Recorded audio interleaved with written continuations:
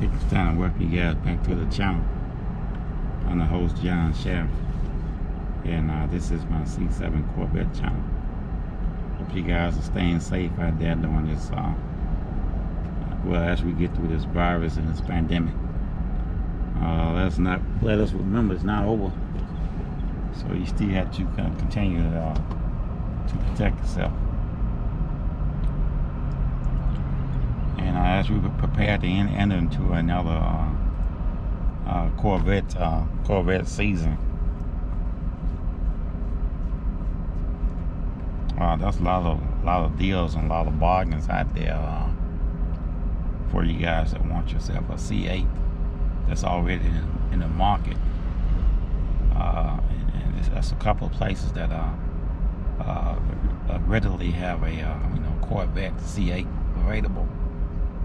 It might be a 2020 model, but they got some available. And but keep aware that when you seek out these used 2020 C8s, that you're gonna be paying more. You're gonna be paying more for these vehicles because of the rarity of such a car. You know, some places has marked up a used C8 as much as $20,000 and $30,000, and on the West Coast, I hear it's even more.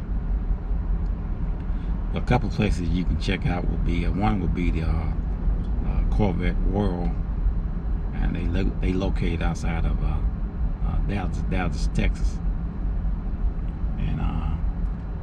And last time I checked, they had like 8 to 10 C8s that was available. But like I said, you're gonna pay as much for a used 2020 as you would a 2021. Directly from the factory. Because let's keep in mind that this new model Corvette that's out is the Stingray base model. It's not the Z06, the E-Ray. The E-Ray replacing the Grand Sports, and it's not the ZR1 and Altazor model. It's just the base model of what I have. And you can in some instances you can pay as much as $100,000 for a base model C8 mid-engine Corvette. And even though it's a 2020 model, the car is still rare because there's not too many of them in the market. And with this pandemic and supply and demand and the strike that went on in 2020, GM is way behind on productivity of this vehicle. They haven't been able to manufacture it, get out as many vehicles as they thought they was going to. And just recently, this month, March 8th, the plant had been shut down for like about, I think, a little over a week, and that was also due to supply and demand. That was a transmission problem.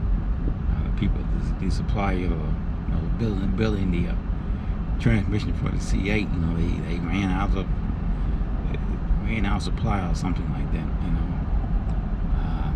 I don't know. I think if you're dealing with a supplier and they can't meet your supply and demand, I think you should just jump ship and maybe go get yourself another supplier. Because you do have a business to run, and when you do things like that, you hurt your business.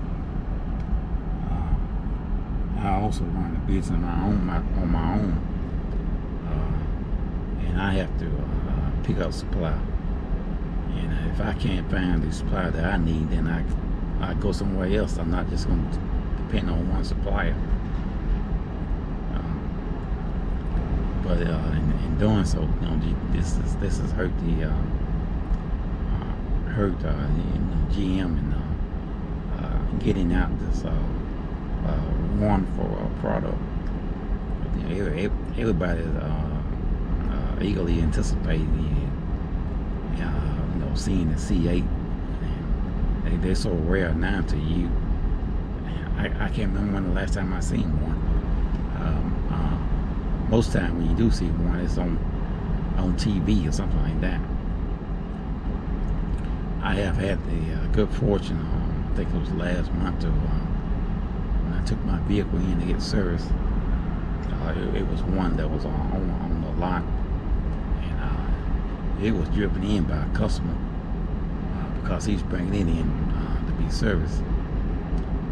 So they know these cars are still rare.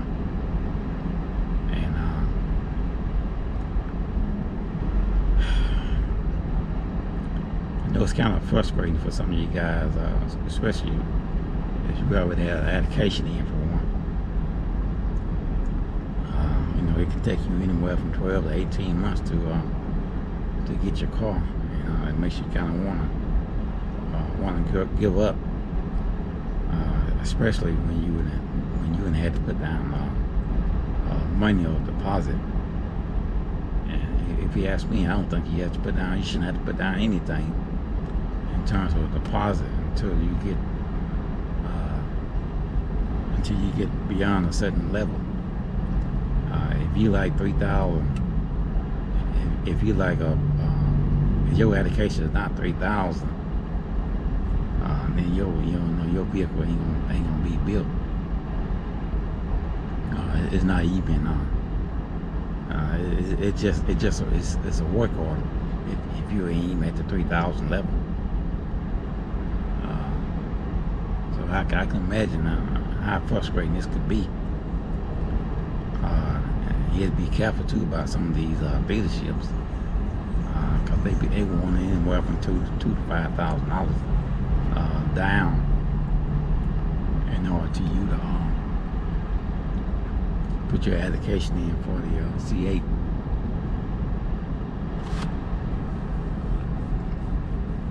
And that's a lot of money to put down for a product that you don't even have.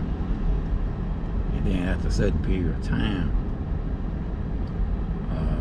once your car reaches 3,000 status, then you cannot bag out of the deal. In doing so, you run the risk of losing some of your deposit. But when you do put your application in, you gotta need to find out too about that, about how much of the deposit you get a chance to keep if you decide to bag out the deal. Because there's some dealerships that's not gonna give you anything back, and that's because they're trying to keep up their reputation when they order these vehicles for you, that you're going to follow through and purchase the vehicle. So when you don't do that, then you kind of mess up the the reputation of that particular dealership.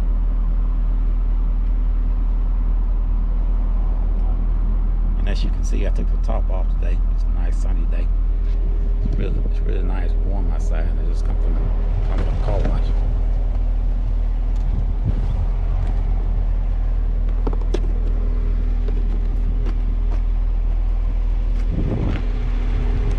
This used to be a strip mall area, and this area got hit by a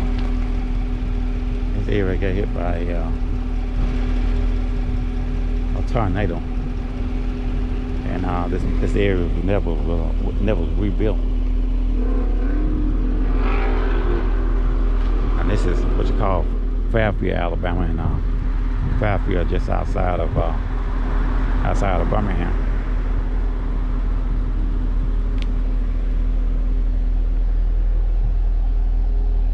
But as you can see, I put the window louvers on the vehicle, and I like to hear from you guys what you think about the window louvers that I put on here.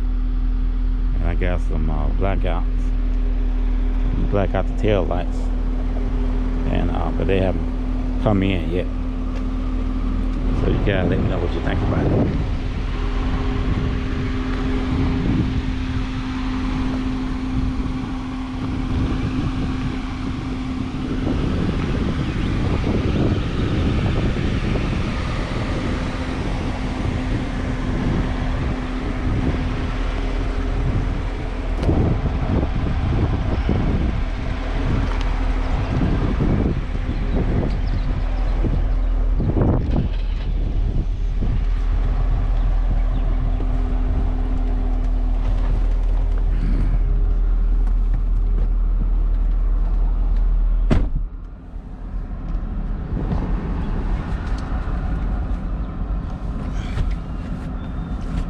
Hopefully sometime